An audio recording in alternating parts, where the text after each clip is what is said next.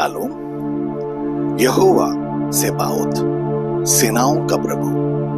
परमेश्वर के वचन के अनुसार हम अपने 5 इंद्रियों द्वारा निर्देशित मात्र मनुष्य नहीं हैं।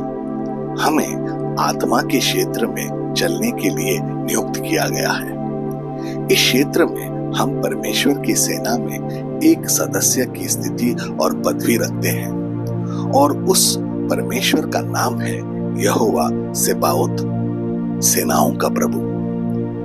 यहोवा सेबाओत नाम पुराने नियम में 270 से अधिक बार आता है और अक्सर सैन्य के संदर्भ में इसका उपयोग किया जाता है।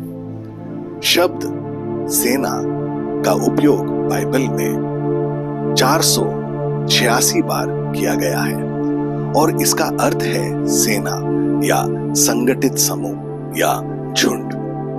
सेबाओत इब्रानी मूल शब्द साबा से आया है, जिसका उपयोग क्रिया या संज्ञा के रूप में किया जा सकता है। क्रिया रूप साबा का अर्थ है युद्ध छेड़ना, लेकिन इसका अर्थ व्यापक अर्थ भी है परमेश्वर की सेवा करना। यह आध्यात्मिक युद्ध और आराधना से जुड़ी पूर्ण समर्पण और सावधानी पूर्वक व्यवस्था की सेवा है। साबा का संज्ञा रूप का अर्थ है सेना या झुंड। सेनाओं का प्रभु यहोवा सेबाओत, सेनाओं का यहोवा।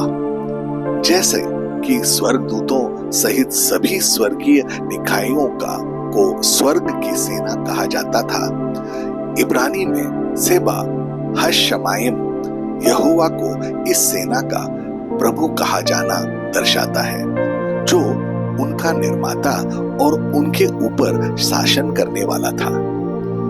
और परिणाम स्वरूप वह पूजा के उचित वस्तु थे। सूर्य, चंद्रमा, ग्रह और तारे अमान्य रूप से सभी के लिए धार्मिक पूजा के सर्वोच्च वस्तु थी।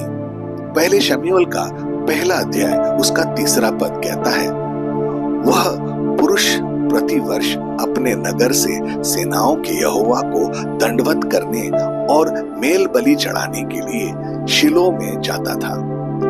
और वहां होप्नी और फिनेहास नाम एली के दोनों पुत्र रहते थे, जो यहोवा के याजक थे। यह पहली बार है जहां बाइबल में सेनाओं के यहोवा का उल्लेख किया गया है। दूसरी बार इसका उल्लेख उसी पहले शमूएल के पहले अध्याय में किया गया है, लेकिन इस बार वचन 11 में। और उसने यह मन्नत मानी कि हे सेनाओं के यहोवा, यदि तू अपने दासी के दुख पर सचमुच दृष्टि करे और मेरी सुधि ले और अपनी दासी को भूल न जाए और अपने दासी को पुत्र दे, तो मैं उसे उसके जीवन भर के लिए यहोवा को अर्पण करूंगी और उसके सिर पर छुरा फिरने न पाएगा। यह निसंतान हाना की कहानी है, जो एक बेटे की बहुत चाहत रखती थी और उसने सच्चे दिल से प्रार्थना की कि प्रभु उसके दिल की इच्छा पूरी करे। सेनाओं का यहोवा एक ऐसा नाम है जो हमारे परमेश्वर की शक्ति और पराक्रम पर जोर देता है। फिर भी बाइबल में यह शक्तिशाली नाम दूसरी बार एक विनम्र महिला के मुंह से आया, जो अपने दुख और संकट में परमेश्वर से आशीर्वाद के लिए प्रार्थना कर रही है। सेनाओं का शक्तिशाली यहोवा हाना की प्रार्थना सुनता है। वह एक बेटे को जन्म देती है जिसका नाम था शमूएल, और हाना अपना वादा पूरा करती है। वह शमूएल को अपने जीवन भर परमेश्वर की सेवा में देती है। शमूएल बड़ा होकर इज़राइल में एक महान नबी बना।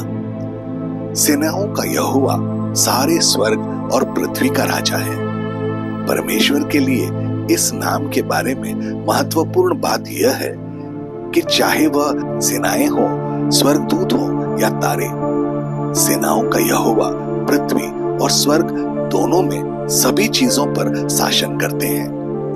भजन संहिता उसका 24वां अध्याय उसका 9 और 10वां पद। हे फाटकों, अपने सिर ऊंचा करो, सनातन के द्वारों तुम भी खुल जाओ, क्योंकि प्रतापी राजा प्रवेश करेगा। वह प्रतापी राजा कौन है? सेनाओं का यहोवा वही प्रतापी राजा है। हालांकि परमेश्वर वास्तव में पृथ्वी और स्वर्ग में सभी लोगों का प्रभु है। वह प्रत्येक व्यक्ति का भी प्रभु है जो उसके पास आता है थका हुआ और उसके आशीर्वाद की आवश्यकता में।